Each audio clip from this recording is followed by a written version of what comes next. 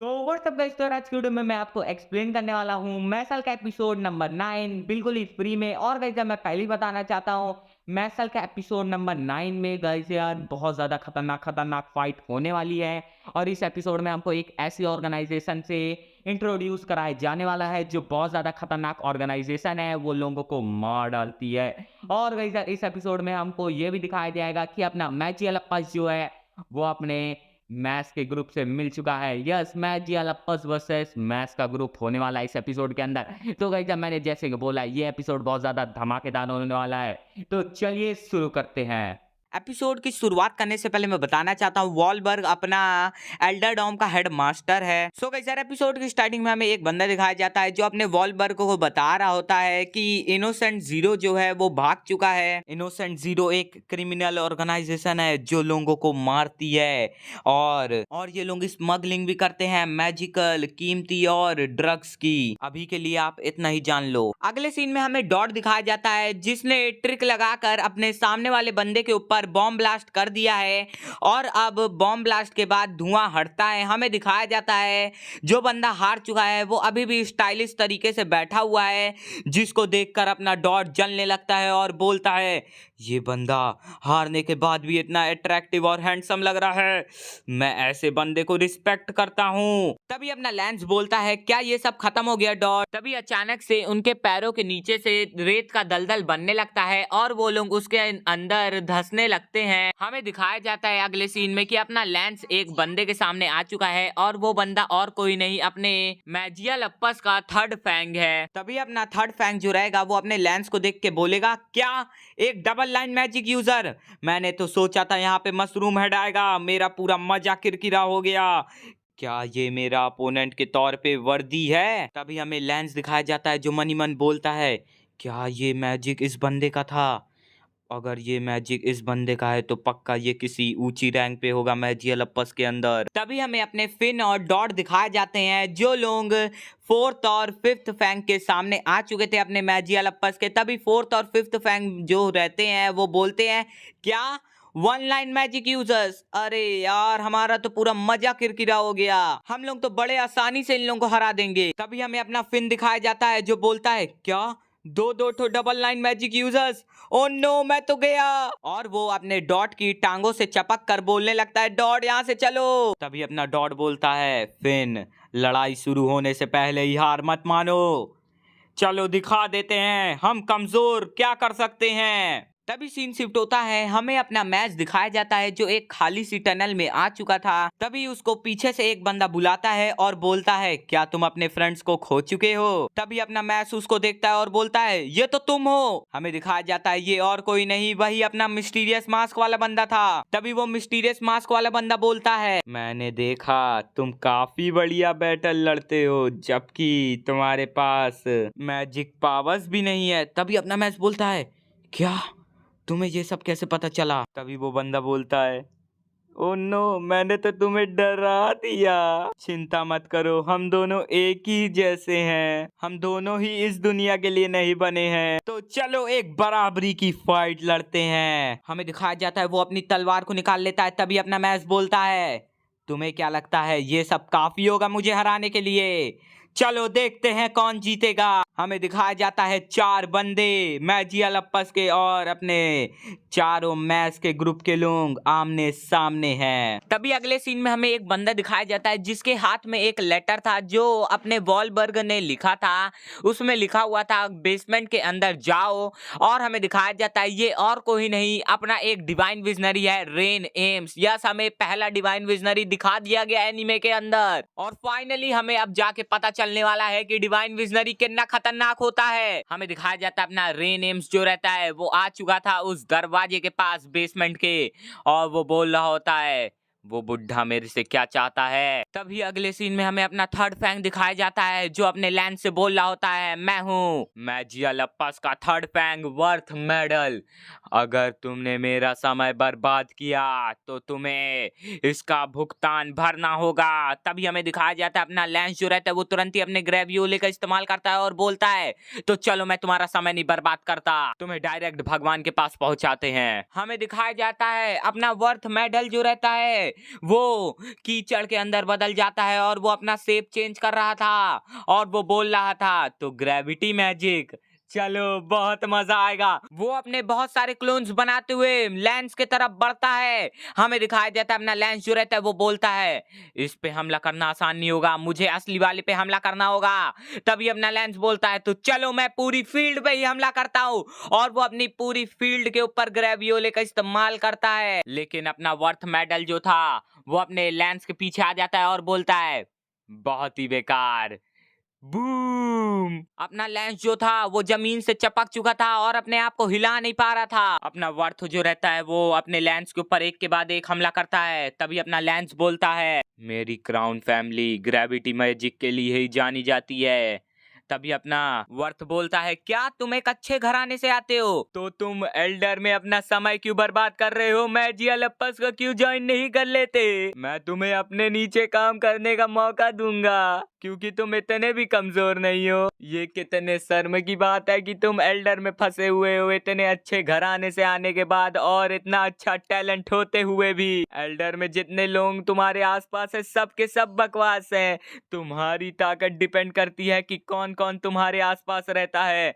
तभी अपना लेंस बोलता है इसका मतलब क्या है जो ये सब तुम बोल रहे हो? तभी वर्थ बोलता है कम ऑन, तुम चाहते हो कि मैं तुम्हें सब कुछ बता दूं? एल्डर के जितने भी स्टूडेंट्स हैं सब के सब कूड़े हैं। अगर तुम भी वहां रहोगे तो तुम भी एक कूड़े की तरह रौंद दिए जाओगे। मैजियालप्पस के लोगों के पास सब कुछ है, अच्छी एजुकेशन, अच्छा टैलेंट और साथ ही साथ बराबर ताकत रखने वाले लोग। तभी अपना लेंस बोलता है अच्छा तो तुम अपने आसपास के लोगों के वजह से ताकतवर बने हो, लेकिन अगर तुम मेरे जैसे सिचुएशन से गुजरे होते तो तुम्हें पता चलता कि एनवायरनमेंट से कोई फर्क नहीं पड़ता है। तभी अपना लेंस जो रहता है वो बोलता है मेरे ख्याल से तुम्हें कुछ समझ में नहीं आ रहा वर्थ, चलो मैं तुम्हें समझाता हूँ, तुम पक्का सेकंड रेट के हो ना? तभी अपना वर्थ हंसने लगता है और बोलता है सेकंड रेट? सच में?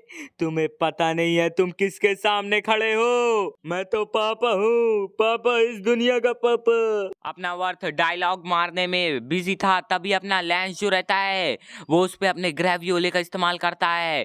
तभी अपना वर्थ जो रहता है वो फिर से मड में कन्वर्ट हो जाता है। हमें दिखाया जाता है वो अपने आप को मड में नहीं कन्वर्ट कर रहा था, वो अपने आसपास की सरफेस को मड में कन्वर्ट कर रहा था। तभी अपना वर्थ जो रहता है वो हंसने लगता है और बोलता है इसके मैजिक का मुझ पे कोई फर्क नहीं पड़ेगा। लेकिन अचानक से लेंस जो रहता है वो अपने मैजिक की मदद से उस मड के घेरे के अंदर रॉक्स फेंकने लगता है। तभी अपना वर्थ बोलता है क्या ये पत्थर फेंक रहा है? मतलब इसने पहले ही से मेरी कमजोरी को पहचान लिया था और ये एक्टिंग कर रहा था मुझसे सब उगलवाने के लिए। तभी अपना लेंस बोलता है सुनो, मुझे तो लगा था तुम्हारी लॉजिक के हिसाब से तुम्हारा एनवायरनमेंट तुम्हें ताकतवर बनाता है, लेकिन यहाँ पे तो मेरा एनवायरनमेंट तुम्हारे एनवायरनमेंट पे भारी पड़ रहा है। तभी सीन शिफ्ट होती है, हमें वर्थ की बैक स्टोरी दिखाई जाती है। हमें बताया जाता है कि जो वर्थ के पेरेंट्स हैं वो बुरियो ऑफ मैजिक के लिए काम करते हैं, इसीलिए हमेशा से वर्थ को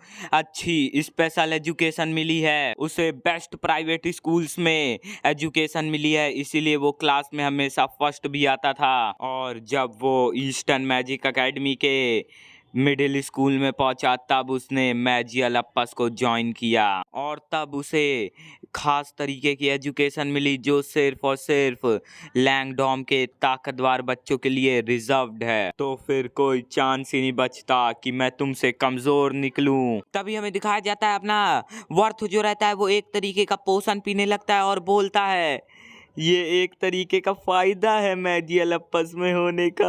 हमें दिखाया जाता है अपने वर्थ की मैजिक पावर जो थी वो विजिबल हो चुकी थी और उसके बॉडी से जैसे उभर के आ रही थी। तभी अपना लेंस बोलता है ये क्या, उसकी मैजिक पावर तो काफी ज्यादा बढ़ चुकी है। तभी वर्थ बोलता है तो चलो अब मैं तुम्हें साबित कर देता हूँ कि हम दोनों में से सही कौन है। दी सेकंड मुदोरो डेविलस। हमें दिखाया जाता है वर्थ के मैजिक के मदद से एक बहुत बड़ा मड का डेविल आ चुका था। तभी वर्थ बोलता है चाहे कोई भी क्लास हो मैजिक का, बेसिक, पर्सनल या एडवांस, सिर्फ कुछ ही लोग होते हैं जो सेकंड स्पेल का इस्तेमाल कर पाते हैं। हमारी अचीवमेंट्स डिसाइड करती हैं कि हम लोग वर्दी हैं कि नहीं। और वो लगातार बोल रहा होता है, मैं वर्दी हूँ, मैं वर्दी हूँ। वर्थ बोलता है, तुम्हें जितना लगता है मैं उससे कई ज़्यादा ताकतवर हूँ। मैंने बहुत मेहनत करी है यहाँ आने के लिए। तुम जैसे लोग लैंस जो कमज़ोर लोगों के साथ रहते हैं वो जिंदगी में कभी कुछ नहीं हासिल कर पाते। तभी लैंस बोलता है, तुम्हें क्या लगता है वो इतना कमज़ोर है? उसने मुझे एक बार बहुत इंपॉर्टेंट चीज याद दिलाई थी। तभी लैंस याद करता है कि एक बार मैस ने उससे बोला था कि वो बड़े डिसीजंस लेने में अनाड़ी है। लैंस बोलता है, अगर तुम सोचते हो कि तुम उनका मजाक उड़ा सकते हो तो मैं बता देना चाहता हूँ, उनका मजाक उड़ाने का हक सिर्फ मेरे पास है। और इसके बाद एकदम अनएक्सपेक्टेड चीज होती है। अपना लैंस जो रहता है वो ग्रेवियोले का सेकंड स्पेल यूज करता है, टॉर ट्योर पोल। इस मैजिक के बाद अपने वर्थ का डेविल जो था वो हिल नहीं पा रहा था। वर्थ बोलता है, वो हिल क्यों नहीं रहा है? तभी लैंस उसे बताता है, तुम ये पिलर्स देख रहे हो ना, इनके अंदर एक मैजिक एबिलिटी है। इन पिलर्स की वजह से तुम्हारा डेविल चारों ओर से हिच रहा है और इसके ऊपर ग्रेविटी हर डायरेक्शन से अफेक्ट कर रही है। और कुछ देर बाद ऐसा ही चलता रहा तो ये एक्सप्लोड कर जाएगा। बूम! और मर्डरस डेविल जो था वो एक्सप्लोड कर जाता है। वर्थ बोलता है, मेरा सबसे ताकतवर स्पेल हार गया, लेकिन ऐसा क्यों? वर्थ अपने पास्ट को याद करता है। हमें दिखाया जाता है वर्थ के डैड उससे बोल रहे थे कि तुम मुझे कितनी बार निराश करोगे, मैंने तुम्हें मना किया है ना उस बेकार ग्रुप के साथ रहने के लिए। बिल्कुल भी आराम करने की कोशिश मत करना। तुम्हें अगर ये लगता है कि बुरी ऑफ मैजिक में जाने के बाद तुम वर्दी कहलाओगे तो ऐसा बिल्कुल नहीं है। चलो मुझे प्रूफ करो कि तुम वर्दी हो, प्रूफ करो मुझे। मतलब भाई यार, वर्थ जो था उसका बचपन जो था वो एकदम प्रेशर से गुजरा है भाई, एकदम खतरनाक प्रेशर से। ये बिल्कुल हमारे इंडियन स्टूडेंट्स की जैसी सिचुएशन है अपने वर्थ की। एकदम प्रेशर, पेरेंटल प्रेशर है अपने वर्थ के ऊपर कि तुम्हें ये करना ही होगा जो मैं तुम्हें कह रहा हूँ। अगर तुम मेरी बात नहीं मानोगे तो तुम निकम्मे हो। मतलब अपना वर्थ जो था भाई यार, उसके पास रीज़न है ये सब करने का, क्योंकि उसको अपने आप को वर्दी प्रूफ करना है अपने पेरेंट्स को। I respect you worth. चलो अब आगे देखते हैं, बकवास करना नहीं है क्योंकि हमें दिखाया जाता है अपना वर्थ बोलता है, नहीं नहीं मैं नहीं कर सकता, मैं नालायक हूँ। तभी लैंस अपना वर्थ को एक बुक देता है और बोलता है, पक्का ये तुम्हारी है ना, क्योंकि ये मुझे जमीन पे पड़ी मिली। वर्थ जो रहता है वो उस बुक को खोलता है। तभी अपना लैंस बोलता है, तुम्हें क्या लगता है लायक होना क्या होता है? मेरे ख्याल से तुम्हारा बचपन भी मेरे ही जैसे बीता है, मेरे पेरेंट्स भी तुम्हारे ही पेरेंट्स जैसे थे। तभी अपना लैंस याद करता है अपनी बहन को और उसकी बहन बोल रही होती है कि जब मैं बड़ी हो जाऊंगी भैया तो मैं सिंगर बनूंगी। तभी लैंस फिर से होश में आता है और बोलता है, अगर मैं सीधे शब्दों में बोलूं तो लोग दूसरों को बहुत जल्दी जज कर लेते हैं उनकी स्किल और पोजीशन को देखकर, लेकिन मेरे ख्याल से ये गलत है। तभी लैंस फिर से अपने पास्ट को याद करता है। उसकी बहन बोल रही होती है,